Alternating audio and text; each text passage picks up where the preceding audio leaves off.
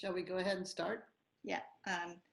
So just a reminder for panelists to put yourself on mute so we can make sure that we have connectivity.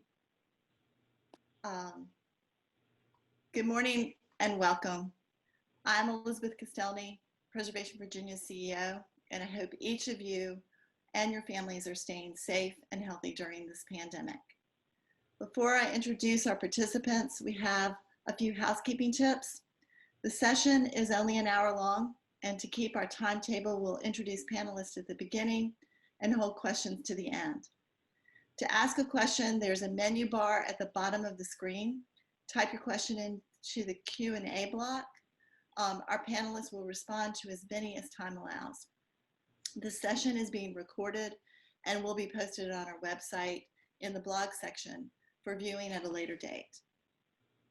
Our nation's history is complex and multifaceted. Today's webinar will focus on the history and historic sites that for far too long have been suppressed, excluded, misrepresented, and undervalued. There is no substitute for standing at a place where history happened. Structures, landscapes, and archaeological sites give context to our history that may be sobering, inspiring, and troubling. Preservation efforts must strive to capture and not gloss over the complexities of our history, and should seek ways to preserve these places and their stories for generations to come. Many of these resources we will discuss today have been left out of the mainstream narrative. To understand American history, it is essential that all of these voices and places be included, acknowledged, and understood. For almost 2 decades, Preservation Virginia has worked with Virginia Indian and African American communities to raise awareness of these stories through the interpretation of our own historic sites and our work through the Endangered Site Program, Awards Program, and advocacy efforts. We've worked with collaborators, partners, individuals, contractors, advocates, and activists from the Virginia Indian and African American communities to find impactful ways to preserve and acknowledge historic sites and plan for their preservation. Earlier this year, Preservation Virginia held 2 in-person educational programs. You remember those times when we were all able to sit in a room together? A day-long symposium inspired by Ken Adams, Preservation Virginia's trustee and chief emeritus of the Upper Mattaponi, and held at the Virginia Museum of History and Culture, examined the role of 3 of John Marshall's Supreme Court's influential decisions that defined Native American sovereignty.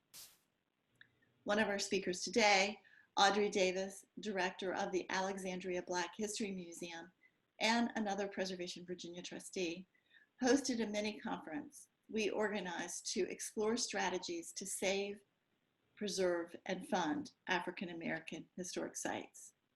These efforts are a start, but we need to do more. The history of Virginia Indians and African Americans is American history. And Virginia has an opportunity to step forward and lead the nation by activating communities to advocate on behalf of these resources so that we can tell a comprehensive story of the contributions of all of the citizens of the Commonwealth. Our panelists today represent of perspectives, and they share a common goal to ensure that placemaking and equity are at the heart of their work. I will briefly introduce them now and encourage you to visit the blog on our website for their full bios. Audrey P. Davis is the director of the Alexandria Black History Museum. Ms. Davis is the past president of the Virginia Association of Museums and is one of the founders of, and the director of the Virginia Africana Associates, Inc., the network of museum, history, and preservation professionals. Following Ms. Davis, Muriel Miller Branch will share her mission to protect and preserve Pine Grove School and the beloved Black community that sustained the school and nurtured her. Rufus, Elliot, and Ellen Chapman are joining us next. Mr. Elliot is a Monacan tribal citizen and serves on the NAGPRA committee for the Monacan Indian Nation. Dr. Chapman is an archaeologist and cultural resource specialist at Cultural Heritage Partners. Harold S. Hughes, Carol Black, and Gail C. Rothrock will share the approach of Alexandria Lodge number 48. Mr. Hughes is the exalted ruler of the Alexandria Lodge 48 and has been a member of the lodge since 1990. Ms. Black is an attorney by trade and has participated in the restoration of several historic buildings. And Ms. Rothrock is a retired historic preservation planner, serves on the board of trustees of the Historic Alexandria Foundation, and is a member of the Historic Alexandria Resources Commission. Sonia Ingram, our very own Preservation Virginia Field Service Manager, will share the strategy for preserving the history at James Street Holiness Church. Julie Langen, Director of Historic Resources, is with us to address any questions that come up during the Q&A session.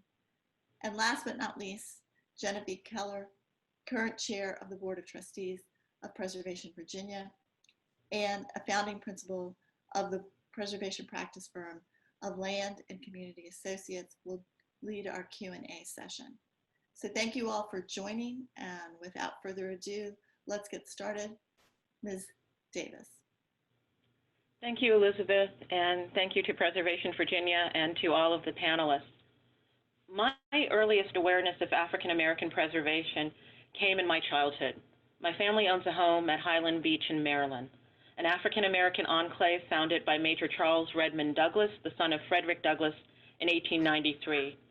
For over 100 years, it was a haven for African Americans seeking relief from the discrimination and segregation that ruled their lives. Since 1893, the residents of this town have worked for incorporation, celebrated the listing of the Douglass home on the National Register of Historic Places, and established a museum. These actions were a valuable lesson on African American agency and the work needed to bring awareness to Black heritage sites. African Americans all over this country have fought to preserve and protect homes, buildings, and neighborhoods with significance to their lives in American history. They fought scholars and preservationists who deemed their history unworthy of preservation, and it became a battle for whose heritage was valued and belonged as part of America's story. For many years, one could be a product of the American school system without ever learning the history of Black, Indigenous people of color. All history was filtered through a European lens. For African Americans who helped build this country, not seeing representation that accurately reflects your significance in your own country is truly damaging. Why are only 1% of Virginia's 250,000 state recorded historic sites and cultural resources African American? Why has it taken tragic events of this year to bring focus and action to what African Americans have written about, protested for, and even lost lives over? Black lives matter, and they matter in every aspect of American culture. As the director of an African American History Museum, it was notable that after every racially motivated killing in this country, there would be increased visitation at my sites and the sites of my colleagues. African Americans needed safe spaces to vent their anger and frustration and to show their children that you can be proud of who you are. Looking back at over 27 years in the museum and preservation field, I have seen impressive preservation achievements in African American history, as well as the loss of important African American sites. I've experienced the joy at the opening of the National Museum of African American History and Culture, and I remember standing in line with African American seniors who cried as the doors opened, and they told me that they never thought they would live to see the day their history would be in a national museum for millions to see. Today, with the appointment of Dr. Lonnie Bunch as director of the Smithsonian Institution, and with more directors, curators, and preservationists of color entering the field, our youth will have role models and career paths that move forward the preservation of African American history. Finally, as someone whose career has been spent in Virginia, I have watched with great interest the work of Preservation Virginia, Virginia Humanities, the Virginia African American Cultural Resources Task Force, and Virginia Africana move the Commonwealth towards greater inclusivity for Black, Indigenous people of color. Today, we have new initiatives from the National Trust for Historic Preservation through their Cultural Heritage Action Fund. In the words of Brenton Leggs, Executive Director for the fund, with urgency and intention, the nation must value the link between architecture and racial justice and should fund these and other cultural assets to ensure their protection and preservation.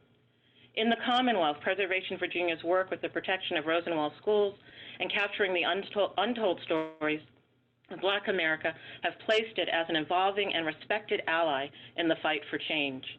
We also have the Virginia Association of Museums Diversity, Equity, and Inclusion and Accessibility, reinforcing diversity, equity, and inclusion and accessibility as part of its core mission. In Alexandria, I am proud to say we have a wealth of African American sites that interpret a wide range of Black history.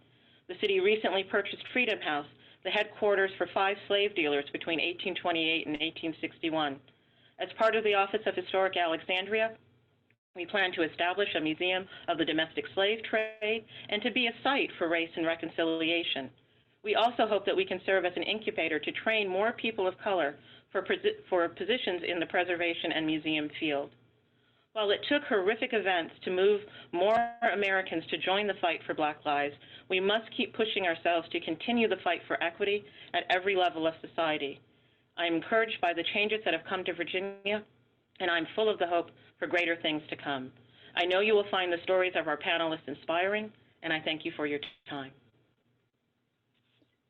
Thank you, Audrey. We very much appreciate, we know you're joining us by phone, and we very much appreciate the charge you've given us.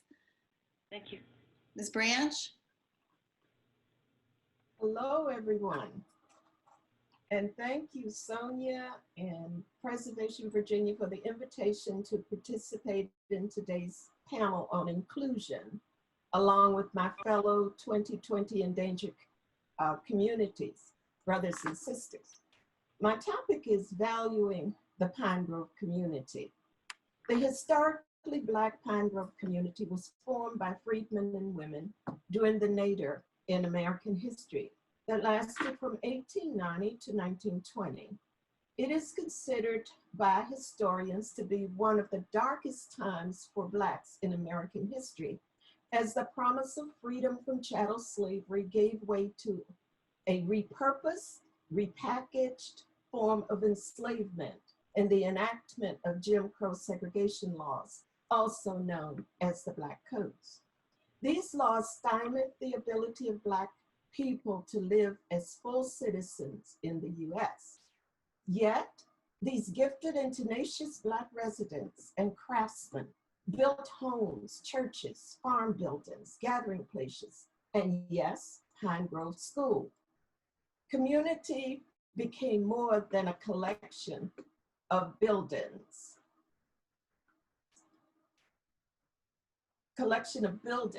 But a place, a cultural enclave where elders inculcated in their descendants the value of family, faith, decency, pride, and self-sufficiency. They taught through word and deed that you are not what someone says you are, but who God created you to be. Pine Grove community members valued education. Okay, hold on. Valued education, I'm sorry. And in 1916, they petitioned the county to participate in the Julius Rosenwald Fund school building program, which provided education for Black children in the rural South. Pine Grove School opened its doors to its first students in the fall of 1917. So yes, we value the school, but we also value the community that built, populated, and sustained it. Historically, how communities of color are valued has been a one-way street. Guidelines, access, and evaluation all flowing from the direction of mostly white preservationists, academics, historians, writers, and decision makers who determined value through the lens of a European construct. As a result, the history of communities such as Pine Grove have been devalued, their worth buried and overlooked. For too long, preservationists and interpreters of history and culture have relied on what they can see: buildings with fancy architectural designs, extant residences of famous persons, monuments erected to Revolutionary or Civil War heroes. That paradigm of valuation is easy because records are printed and accessible. On the other hand, valuing of communities of color is difficult, as records are often unavailable. Out of necessity, then, inclusiveness will require greater intellectual rigor in the investigative process to uncover what is not seen, the culture, the practices, the traditions of a community. If that is not done, we miss a great opportunity to tell the full story, full, inclusive story of American history. I recommend that we retool the paradigm of how we value communities like Pine Grove so that it's people-centered. Pine Grove School has received special recognition, not because it was the only school for Black children in the segregated community, or that it was built by Black people on land donated by Black people, but because it's a Rosenwald school. Many people don't even know that the more than 5,000 schools built on the Rosenwald plan were really the brainchild of Dr. Booker T. Washington, president of Tuskegee Institute. So you see where the value is. It is with the wealthy philanthropists, to whom, don't get me wrong, we are very grateful. But no one calls schools like Pine Grove Washington schools, yet his influence is on par with Julius Rosenwald. My point is that in order to value the Pine Grove community as its past and current residents do, preservation agencies and organizations must acknowledge the deeply entrenched structural racism, which for centuries has programmed those evaluating history to value one group's history and culture over another, one group's accomplishments over another. Once that barrier is acknowledged and dealt with through policy, and I might add practice, then communities like Pine Grove will be appreciated for the vibrant, productive, and creative historic communities they are. And more will be included in the canon of important places in American history. How do you know my value if you don't give me access to documents, education, training, positions, funding, and opportunities to tell my story? How can you acknowledge the importance of my Black community's story if you distrust the validity of the storyteller, the Jollies, whose memories of lived experience are as valid as in any textbook? When I was a fellow at the Center for the Humanities at UVA, I debated with fellow scholar writers, all white, about the importance of the oral tradition among people of the African diaspora and indigenous peoples in particular. Their so-called scholarly assessment was that memory could not be trusted.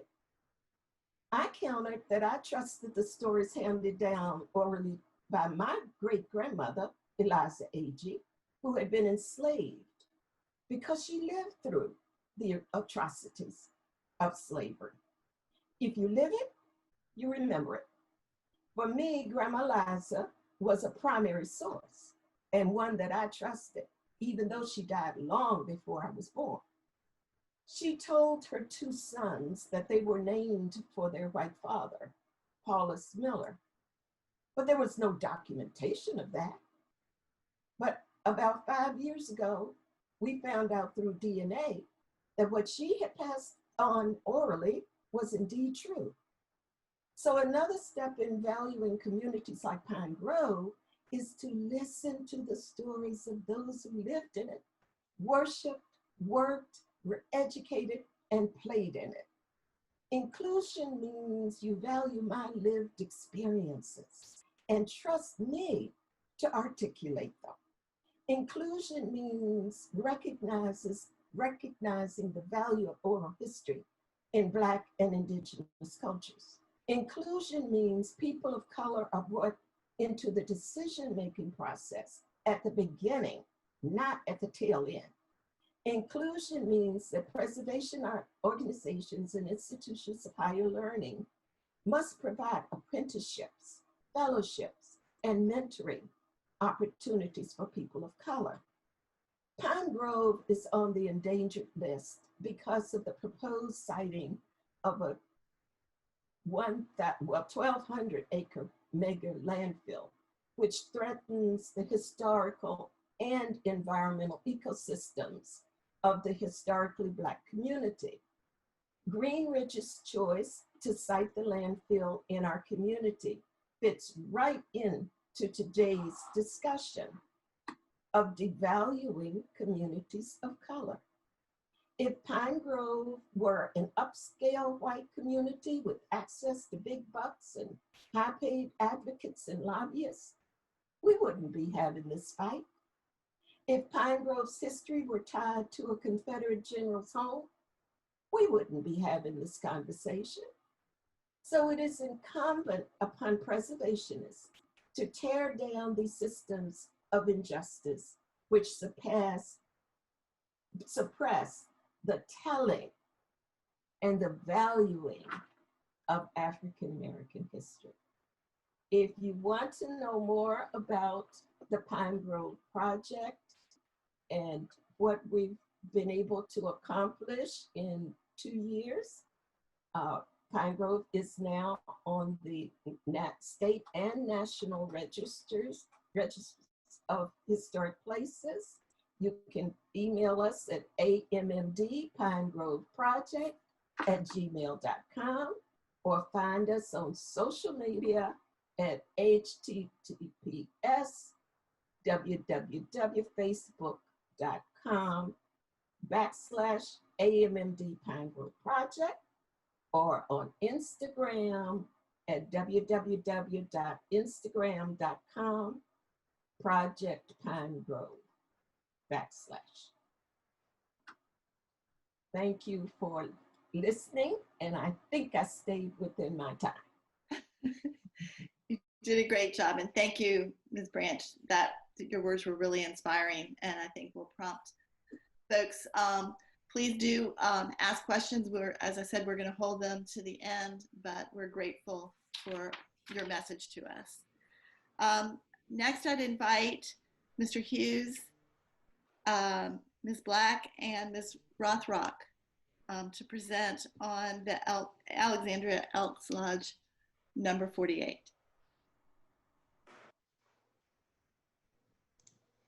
Mr. Hughes? Yes, I just did it, thank you. Hi, good morning, everyone. My name is Harold Hughes. I'm the exalted ruler of Alexandria Lodge number 48, located here in Alexandria, Virginia. Before I get started, I would like to say that what most people don't know, that there are two different Elks organizations. One is the BPOE, which remains white, and the other one is IBPOEFW, which is the Black organization, which was established in November the 17th, 1898 in Cincinnati, Ohio. Alexandria Lodge number 48 of the Improved Benevolent Protective Order of Elks of the World was organized in 1904 on December the 3rd. Its members acquired a building at 227 North Henry Street in Old Town, Alexandria in 1915. And in 1932, it was rebuilt with the facade you see today. Additions for the auditorium and recreational space were completed in 1936 and in 1944. On December the 3rd of this year, we will be celebrating 116 years. As the only cultural hub for the Black community during Alexandria's segregated years, numerous world-renowned entertainers graced the stage of what is affectionately called the Elks home. Among them is Ray Charles, Ike and Tina Turner, Fats Domino, and Little Richard, to name a few. Alexandria Lodge became known as a social gathering place to be for Negro soldiers stationed at Fort Belvoir A USO room was designated in response to the segregation restraints that had to be overcome in the city. No other place for Negro soldiers to attend during Alexandria's segregated years. At its peak in 1960, the membership exceeded over 300 members, which afforded the lodge to have deep reach into the community to fulfill its mission based upon brotherly love and community service. On June the 25th, 1920, the Daughters of Israel Temple number 138, a fraternal auxiliary of the lodge, was established. The Daughters were organized for the development of Negro women in light of the hardships occurring during their era of segregation. Compiled of professional women and homemakers alike, the pillar of the community was fortified immensely. The influence of the Daughters was highlighted by excellence in areas of and have focused on service to the seniors, homeless victims, battered women, and physically challenged children. The Daughters have championed causes like breast cancer, provided baby showers for expectant mothers in need. Hence, the temple, in conjunction with the lodge, has continued to strive for social and civic advancement while helping individuals elevate and improve their overall quality of life. For 32 consecutive years, we have provided a Thanksgiving meal for our senior citizens, Easter celebrations for our youth, and gospel concerts for the community at large. On June the 25th of 2020, they would have celebrated 100 years. Our potential to sustain the aforementioned programs have been threatened by some aggressive deterioration to our physical plant, forcing us to cease hosting community events. We are committed to doing everything we can to preserve our rich history and legacy as we build our membership to meet new needs in the community. Our continued goal is to serve the community and promote an environment where others are inclined to seek the common good for all.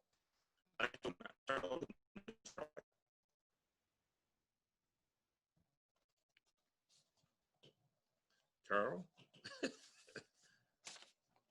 Sorry.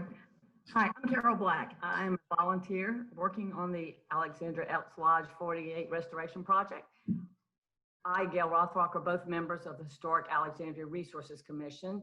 It's a city advisory commission. I was made a member only last fall, and not long afterward, there was an article in the Alexandria Gazette newspaper profiling Harold and Arthur Miller and discussing about the problems that the lodge was suffering. And the Historic Alexandria Resources Commission, and particularly the Advocacy Committee, decided that we wanted to meet with the members and with their sister organization, the Daughters of Israel. We did that in January and February, but then, as we all know, our efforts to continue meeting were stymied by the COVID-19 crisis. I want to point out, ironically, at the outset, that the lodge is located on what used to be called the Jefferson Davis Highway, but Alexandria, being as progressive as it is, decided to change the name of this US 1 designation to the Richmond Highway as far back as January 2019. So that name is no longer associated with the lodge.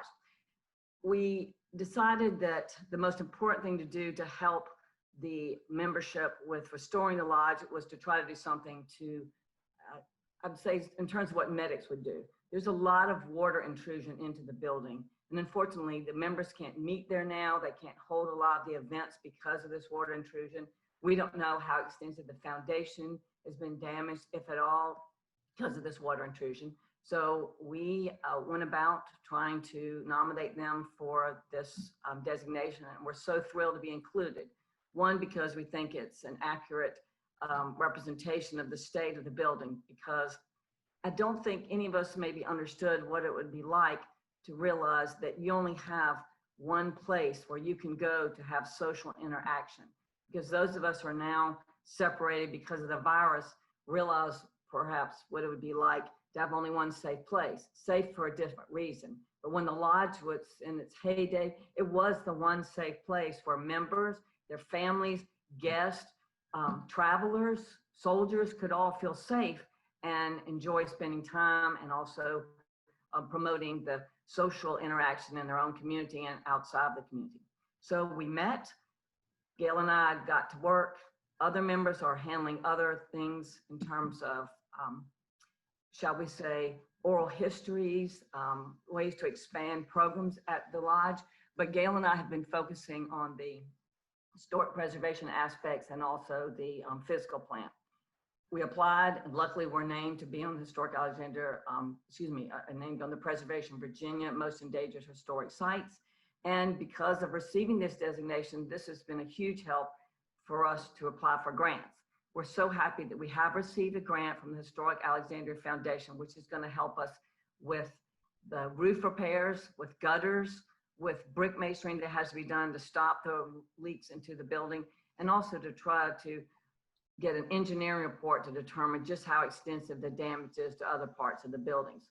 I also want to urge others of you and those of you in the preservation community as a whole is to consider how much help you might be able to get from your local municipality or your county. We've been very fortunate that the Environmental Services Department of Alexandria is going to be working with us on trying to solve drainage problems in the alley that runs adjacent. And we're starting all this work next week. I look forward to any questions you might have if we have time at the end. But I don't think I can understate how I and Gail and the other members of the Historic Alexandria Resources Commission feel connected to the lodge and its members. It's not just a building to us, it's the connection we feel to the members, both the brothers and the elders and to the daughters of Israel. Thank you. Gail? Gail, you're still on mute.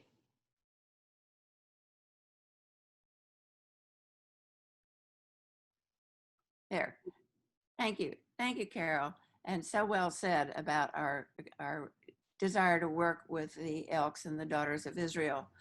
I'd like to tell you all a little bit about the Historic Alexandria Foundation and its programs and how we're working with the Elks and the HARC subcommittee's hope for the Elks Lodge. First of all, in Alexandria, the old and historic Alexandria district was established in 1946. And by 1954, so much demolition had occurred that citizen preservationists formed the Historic Alexandria Foundation. And these early preservationists were fighting urban renewal for a long time. So one of our first projects was to identify and document and photograph the early buildings in Alexandria. And that, in the end, produced a book called Historic Alexandria Street by Street. Then we established a plaque program in 1965 to further identify these endangered historic properties. And in the first couple of years, we plaqued over 100 buildings. Today, we have over 700 buildings plaqued. The Historic Alexandria Board also does advocacy work, testifying before the city boards and city council and state agencies. And we initiated our grant program in 1990. So we've had 30 years of the program, and we've awarded over $1 million in grants. And these have supported National Register nominations and restoration and conservation projects. So a few of the awards to African-American projects in the city have included an important African-American historic sites survey, museum exhibits for the Black History Museum, and an early museum space funding for the Freedom House when it was owned by the Urban League, and a historic structures report for the Little Frame Carver Nursery School, which was built during World War II for the children of African-American war workers. The usual cap to our awards is $5,000. But because the Elks Lodge had just gotten the recognition of the Preservation Virginia Endangered Property listing, and because its needs are so urgent, the board awarded a $10,000 grant. And we hope that this is going to be a catalyst for further fundraising and funding from, for instance, the National Park Service and the National Trust and perhaps private foundations. So turning back to HARC, again, our subcommittee's goal, as Carol talked about, is to work with the Elks and to work with the Daughters of Israel to find grants for the major rehabilitation that this building needs, and then to help them identify expanded uses and to identify new constituencies that they can assist in Alexandria. So just speaking as a board member of Historic Alexandria and as a HARC member, I think all of us want to help expand the narrative of preservation in the city and to make preservation more inclusive of everyone and all of our histories. So thank you a lot. Thank you all for this presentation. I know it'll bring up questions, so please remember that to log in your questions in the Q&A box. Thank you to each of you for what really is a partnership effort, I think, that and speaks to the value of having partnerships. Now I'd like to invite Mr. Elliot and Dr. Chapman to talk about Rassawek. Good morning, everybody. My name is Rufus Elliot. I'm, as mentioned, a enrolled citizen of the Monacan Indian Nation and serve on the NAGPR committee, among other things, for the tribe. We have limited time, so I want to be thoughtful of the things I get to, but I do think it may be useful for some general historic facts about the tribe. So the Monacan Indian Nation is the largest tribe in Virginia. There are about 2,300 to 2,400 enrolled tribal citizens across the country, most of whom live in Central Virginia. Our history in this area dates back thousands of years.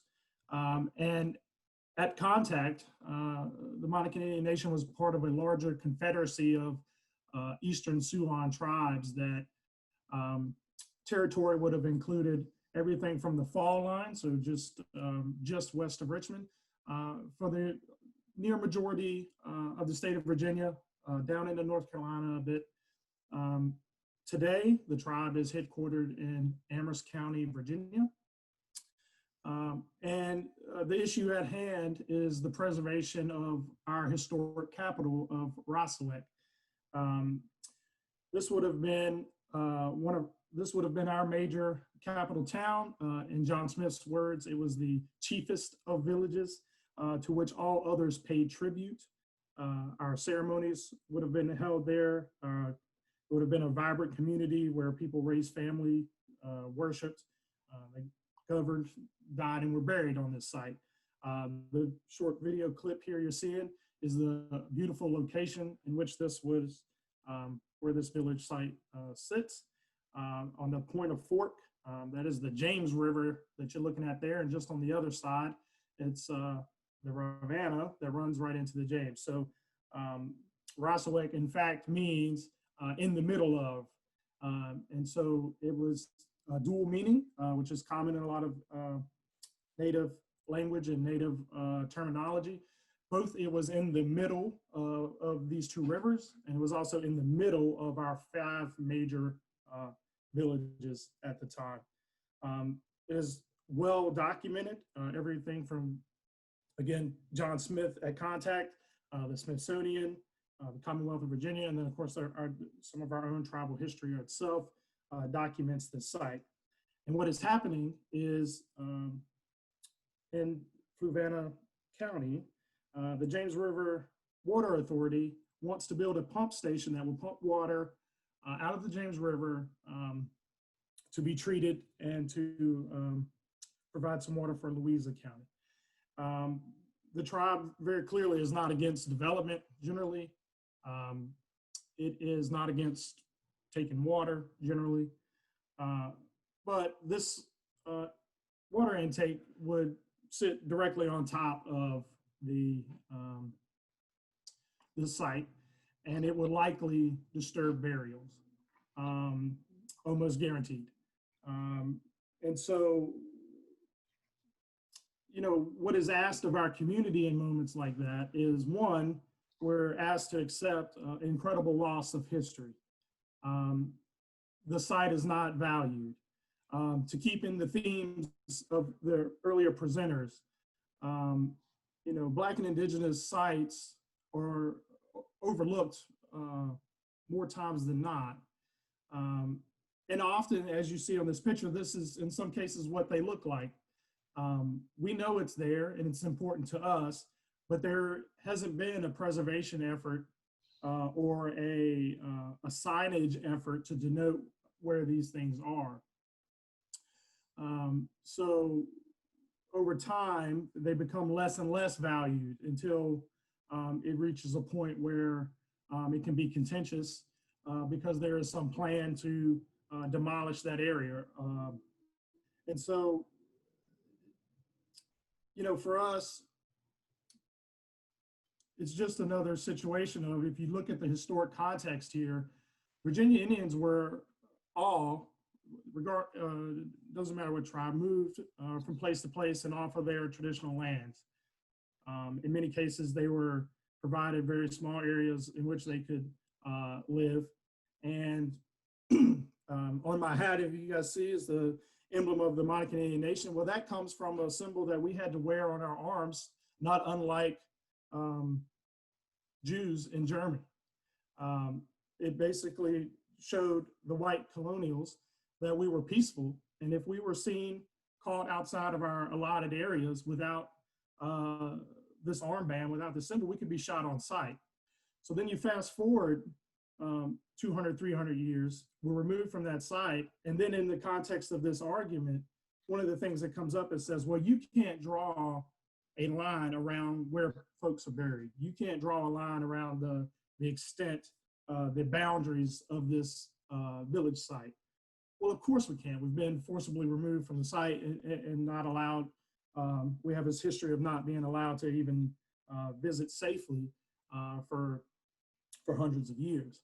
And so, that is the issue that indigenous cultures, indigenous communities deal with some of their sites. They're forcibly removed, not allowed to go there, and then 100 years later are expected to be able to draw boundaries, to be able to denote exactly where structures were.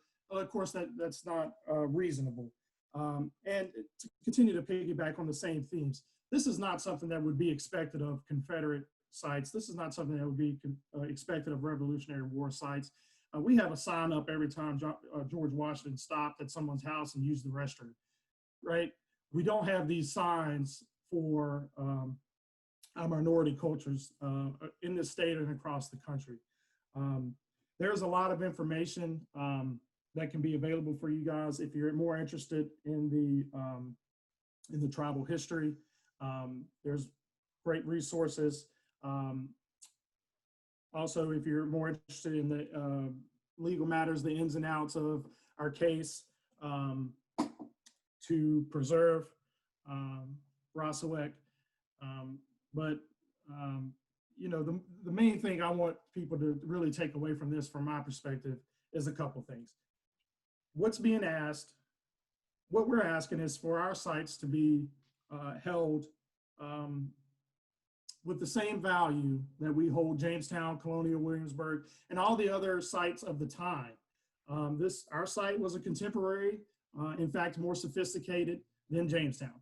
So if we can protect Jamestown and spend 20 years or more, making sure we preserve the history of that with good archaeology, that is the minimum that can be expected of our sites. The other thing I want people to really understand is what's being asked of us as a community. This is something I've personally had to do before. When you remove those remains, you're asking us to go through multiple days of, we get these remains in cardboard boxes, and we open the lid, and you can tell that it's a bone, a skull, an intact skull. You can tell when they're children. And then we're asked to handle these remains and rebury them to the best of our ability, the way they were buried the first time. That is something that fundamentally changes who you are. I've had to do that on 2 different occasions in my life already. It is both costly in terms of finance for the tribe, but it's really costly for your community emotionally. And so value the sites to begin with. We shouldn't have gotten to the point where, people had to be informed that this was an important site, and then value what it takes for us to have to repatriate these remains. And I think in general, if people do those two things, then a lot of these fights, these legal battles can be avoided from the start. Again, I see it's on the screen here where we can reach out to cultural heritage partners. Ellen's with me today. I'll leave a little time for Ellen if she wants to introduce cultural heritage partners. They've been outstanding partners for us in this fight. We wouldn't be where we are without them. So I'd like to leave a couple minutes for her. Well, thank you, Rufus. I don't think that I really can add much to that. I think you really summed up the issues wonderfully. I have one more slide. If people are interested in helping do more to save Rassawek, we're in a little bit of a waiting period right now because last month the comment period on the most recent Army Corps permit to let this project go ahead ended. And so if you're interested in going to our website and signing our open letter to the governor and the Army Corps to ask them to move the project, we can add you to the mailing list, especially if you're in a Fluvanna or Louisa County taxpayer. We'd love you to contact the Water Authority and encourage them to choose an alternative location. We've seen some promising signs in that direction, and it would be helpful if they were encouraged in that direction. And then even though a lot of our representation is pro bono, the Monacan Indian Nation also have a GoFundMe set up so that we can pay for additional studies, because one of the issues with this sort of when a project is pushed forward without considering alternatives, there is a variety of other places that not as much information is known about. And so how do you make a real sort of systemic decision when you haven't adequately considered every option? So we're also raising money for those types of studies. But basically, I just want to underline what Mr. Elliot and Ms. Davis and Ms. Branch have said, which is that there's tremendous structural issues that inhibit how Black and Indigenous places are preserved. And that goes back in many ways to the founding of our preservation discipline. The Mount Vernon Ladies Association was a group of white women. We see on this call there's a huge proportion of people who are interested in preservation who are white and who are white women. And I think ultimately we need to be considering how our own networks, how we're reaching out about opportunities like grant, how and also what we expect from Black and Indigenous communities to do themselves to preserve their own history when they've received such lack of structural support for generations often. So I really appreciate Preservation Virginia drawing attention to this important issue and for nominating Rassawek as one of the most endangered places. I think it's critical, this type of work, but we really have a lot to dig out from, a lot of structural issues over decades and generations, and I think we need to sort of keep up that momentum. Thank you. Thank you both for your comments and for this wonderful presentation that I think gives us all a lot to think about as we get our screens reset. Thank you. I just want to remind everybody that this is being recorded, and so you can come back and view this to really be able to soak in. There's so much information. So it will be posted on our website very shortly after we close down the session. So look for it there. We'll also include information and contact information for the speakers and the organizations that have presented. I also want to clarify, we're not 6 minutes away from the screen shutting down. We actually have 15 minutes built in for questions and answers. So please do keep putting those in the Q&A block, and we'll get to as many as possible. I'd like now to invite Sonia Ingram to tell us a little bit more about James Street Holiness Church.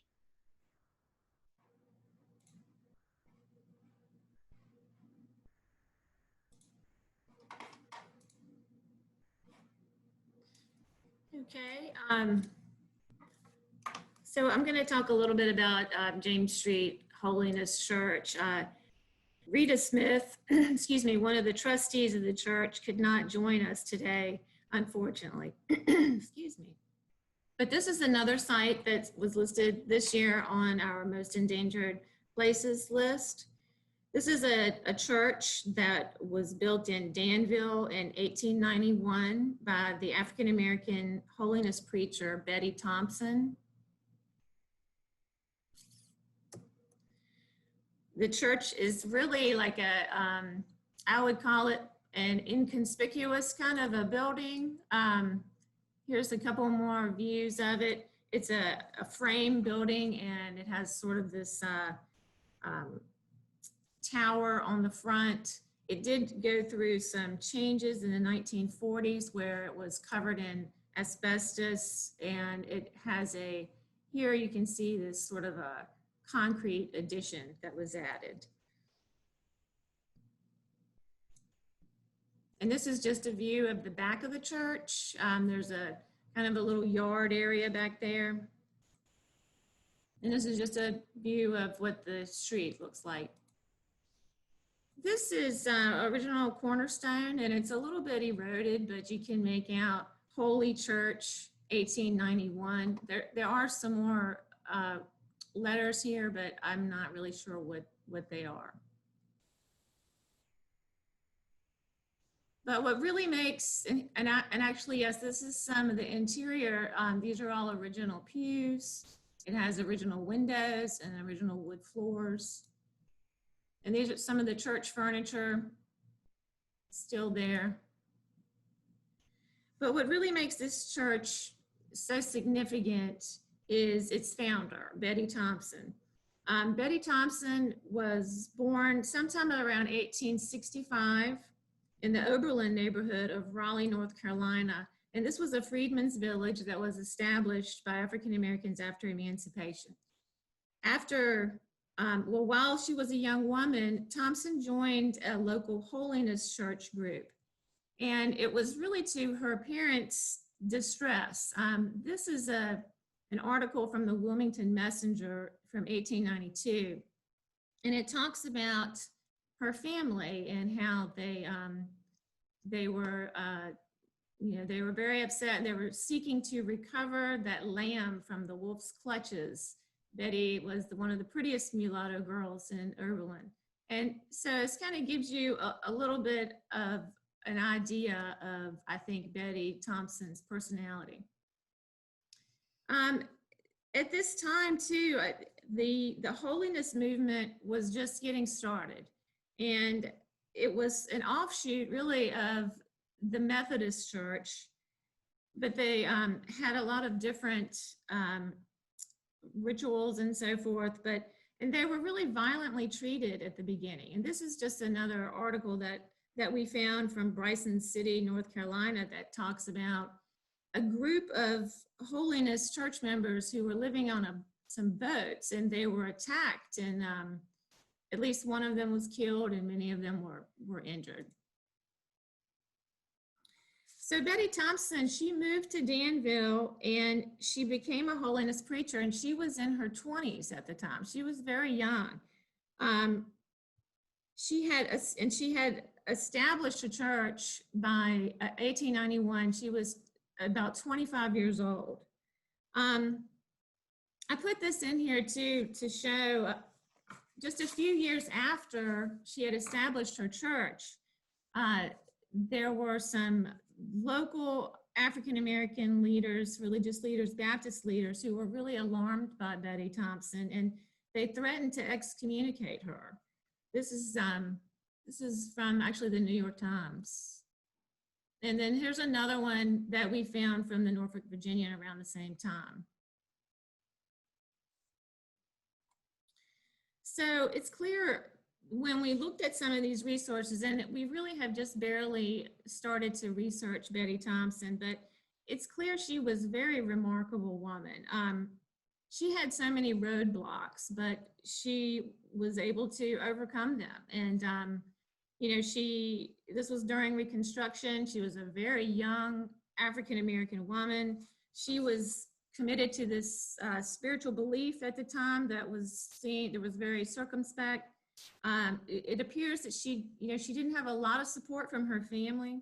And then when she came to Danville and established her church, she was shunned by the other African-American leaders as well. So, but even though through all this adversity, she really did persevere, and so much so that the James Street Church remained active for 126 years. And at one time, it had over 100 members. I mean, I'm sorry, 800 members. So this is her death certificate, and as you can see, she is listed as a minister, and she's a preacher. So we found some census records as well that listed her as a preacher, which, usually you see like a farmer or a housekeeper or something like that, but she was listed, she was definitely a preacher. So getting back to the church, I put this in here just to show this aerial. This is the church here, and this is the yard area. But this church was built directly adjacent to a creek, and this creek drains this way down into the Dan River.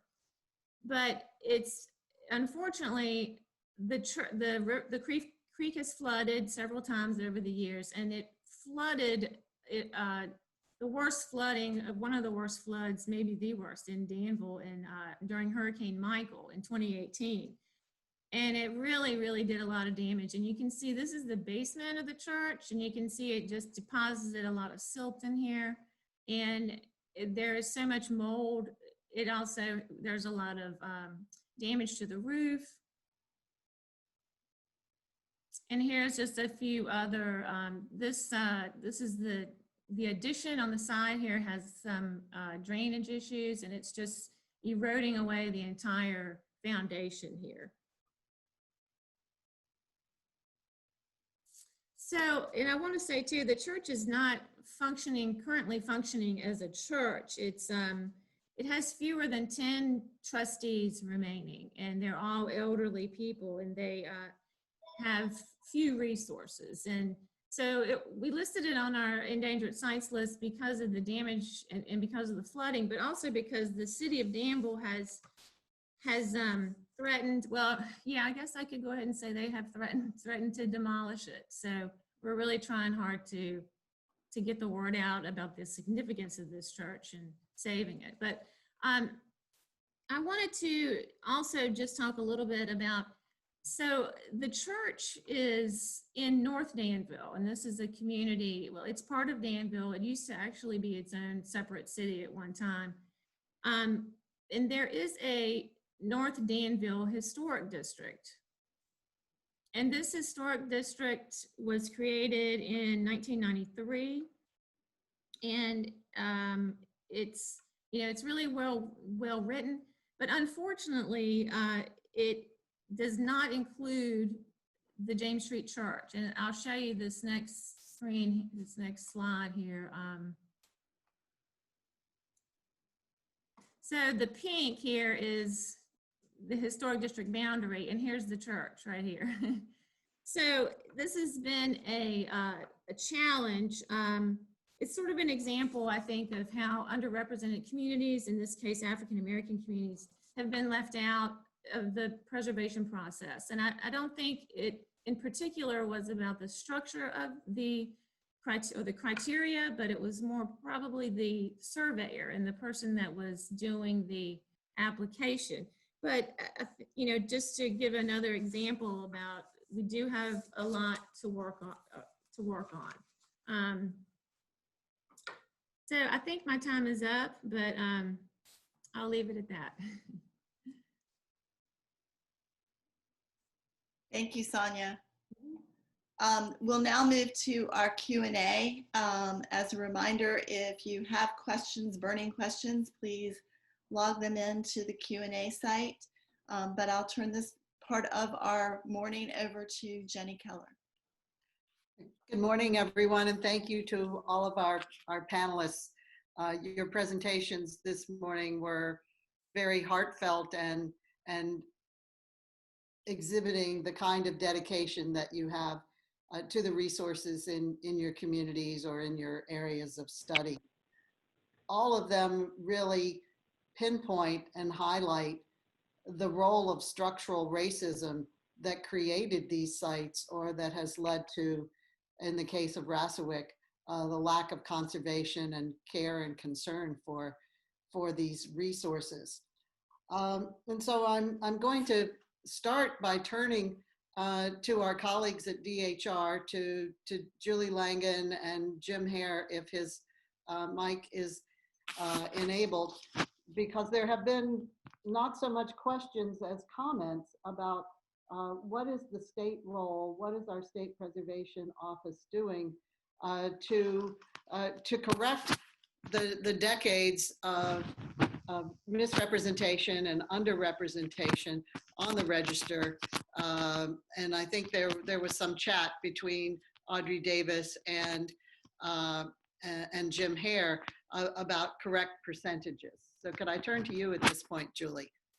Sure, and Jim may want to chime in. I see that he's still muted, but I'm not entirely sure of the origins of that 1% that has been referred to a couple of times over the last month or so. That is not a percentage that we're familiar with, and it does not accurately reflect what we know about the properties that we have collected information about.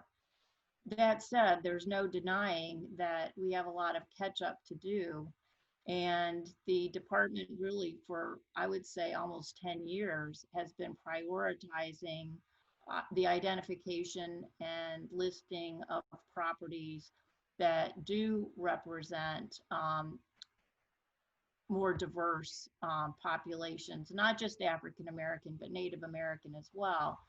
And we do that in two ways, well, actually three ways. Of course, through the survey program, secondly, the register program, and then through our highway marker program. And I think that what a lot of people don't understand is the restrictions that we live with.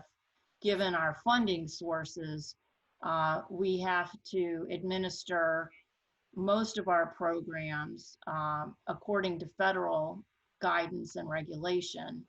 And that means we're constantly using the National Register criteria, which is not always a good fit for all historic sites. And I think that's why we have this tradition of not fully recognizing the full range of historic sites, because we're applying these National Register criteria.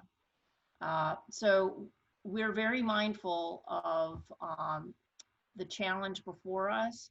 Jim Hare, who I hope will chime in, but I see is still muted, has done yeoman's work in assisting local organizations and property owners in applying for federal grants, underrepresented grants, civil rights grants through the National Park Service. And so we have been getting here in Virginia more than our fair share of those funds coming into the state. And we have just entered into a partnership with the National Park Service and the National Trust for a large project that's going to document African American resources related to the watermen of the Chesapeake Bay. So I would say we're devoting, from our regional office perspective, a majority of staff time on trying to balance out the historic record, for sure. I think that is an accurate statement.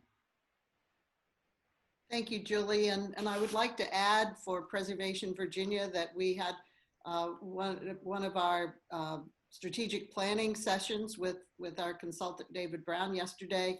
And this was an issue that came up, and I pledge our support and our advocacy as well to correcting and revising this record. We are particularly interested in how sites that are already listed can be revised and reevaluated so that African American contributions and roles in those sites can jumpstart this process and and do it more quickly. A second question I want to pitch primarily to the folks from Alexandria. Alexandria has one of the oldest historic preservation local organizations in the state. And I'd like to ask how you all are collaborating and allying between predominantly white preservation organizations and African American organizations in your community. Hi, this is Audrey, if you can hear me. I'd like to say that I've noticed in my 27 years with the city over the years greater collaboration with many groups, and I think more recently you're seeing a greater push in Alexandria for our social justice work. And we are committed within the city of Alexandria, our city manager is committed. We have just hired our city's first racial equity officer who's just been on the job a few months, and we are very committed to working, with so many departments in the city to increase the understanding of African American history for other people of color. And we have had a long-standing relationship with the Historic Alexandria Foundation and other groups at HARC in Alexandria, and I think Gail can speak to collaborations that we have. So we're so pleased that we could bring attention to the Elks Lodge with their amazing history and the amazing work that their members have done over the years to not only as a social organization, but a charitable organization and an organization committed to improving African American life in Alexandria. Thank you, Audrey. This is Gail. Very, very true, Audrey. And the Historic Alexandria Foundation is eager to capture more members who are interested in preservation of all ethnicities. And I think our primary relationships have been through our grant program, where we are able to reach out. But like all preservation organizations, we have an awful lot of outreach work that we need to be doing, and it's a matter of volunteers not being able to do everything. So we have a long way to go, but we're very interested in better dialogues and better assistance to all areas of the city. So thanks. Thanks, Gail. We've captured a lot of comments today. Maybe more comments than questions, and many of those involve advocacy and how larger organizations such as the State Preservation Office and Preservation Virginia can assist localities, not just in interpretation and documentation, but also in revising and reforming municipal codes, education, mentoring, training. So we have captured these ideas, and those are things that we're going to be working on in our joint strategic planning efforts over the next few months and through the next year. So please don't think that those are not being addressed. And I'm going to turn back to Elizabeth to give us a quick summary and thank all of you for your participation this morning on this very timely and urgent issue. Thank you, Jenny, and thank you to all of our panelists this morning.